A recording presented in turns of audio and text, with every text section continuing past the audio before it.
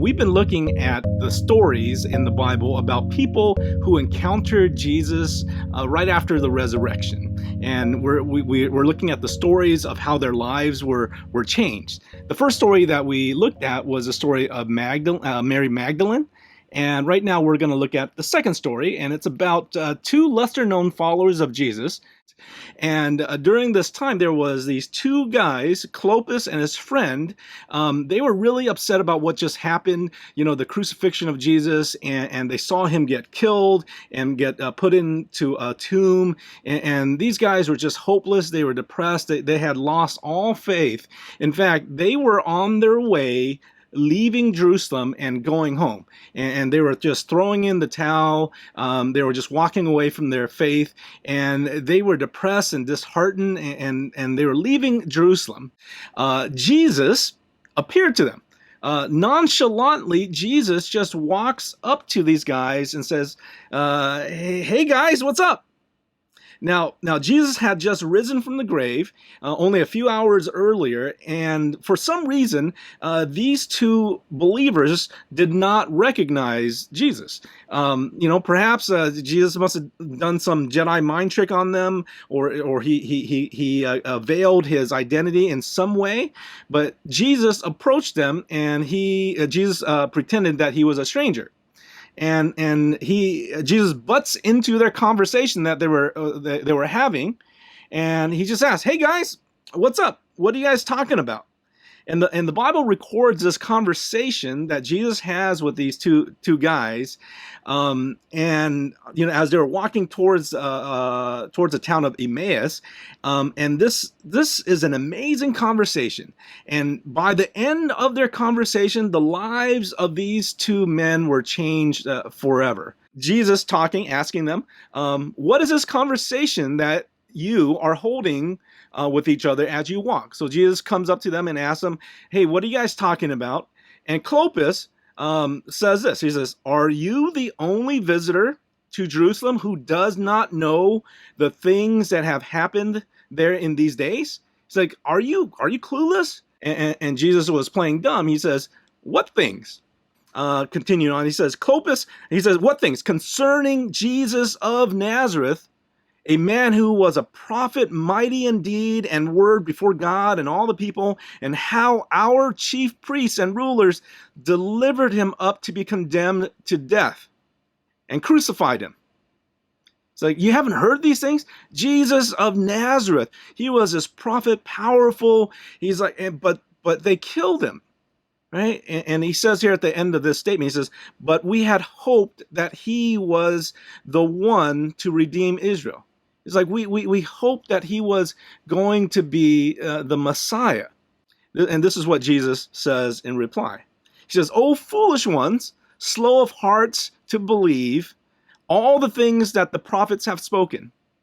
Was it not necessary for the Christ that the Christ should suffer these things and enter into his glory?" And Jesus is like saying, you guys don't know the scriptures, right? And in verse 27, it sums it up. It says, "And beginning with Moses and the prophets, he, Jesus, interpreted to them all the scriptures concerning himself." And it says, "And their eyes were opened; they recognized him, and he vanished from their sight." So just when they recognized who it was who was talking to them, poof, Jesus vanishes. He disappears.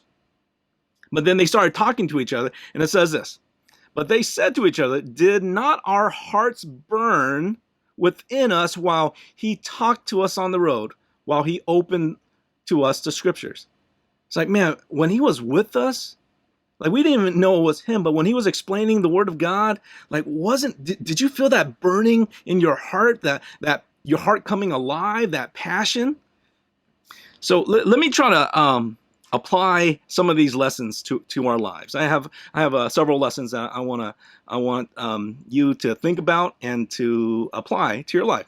So lesson number one is this: even when you feel hopeless, God is still at work. Even when you feel hopeless, God is still at work. Maybe you're in a place of quitting right now. But even if you're down and depressed, you got to realize that maybe God is just getting started. Maybe God is just beginning to work in your life. So stay open, right? These guys felt like quitting. They were hopeless, but this was the beginning of their breakthrough, right? I want to encourage you, look for the God moments, right? Jesus could be right there, right next to you in your midst, but you can't see him because you're depressed and you're hopeless. But maybe he's right there. The second lesson is that God will meet us wherever you are at. God will meet you wherever you're at. For some of us, we need God to comfort us through a time of difficulty. For others of us, we're bound and we're stuck in a bad pattern of life, and we need God's power to help you experience a breakthrough, right? But others of you may be like Clopas and his friends. Like, your obstacle is more of an intellectual one. You have questions, you have doubts, you need answers. Just want to say, it's okay. If that's where you're at, it's okay. Like you don't need to chuck your brain out the door to follow Jesus. Like, you could come to Jesus with your questions and your doubts, and that's okay. Jesus will meet you wherever you're at. The next lesson is this, that many times all you need for a breakthrough is the Bible. Like, for a lot of us, many times the only thing you really need to come to this breakthrough in your life is the Bible. That it's all right here. It's all right here in the book, right? The answers are here. Like, all you have to do is crack the book, and there's some life-changing stuff here in the Bible. Like, there's no such thing as a mature believer, a transformed, world-changing Christian who isn't also a student of the Word of God, right? This is so important. This is so important to our lives. And this is what I promise you, right? If you commit yourself to becoming a student of the Word of God, you will experience what Clopas and his friend experienced. There will be times as you're reading the scriptures where you will experience God's very presence with you. And you're going to say, like they did, were not our hearts burning while we studied the scriptures?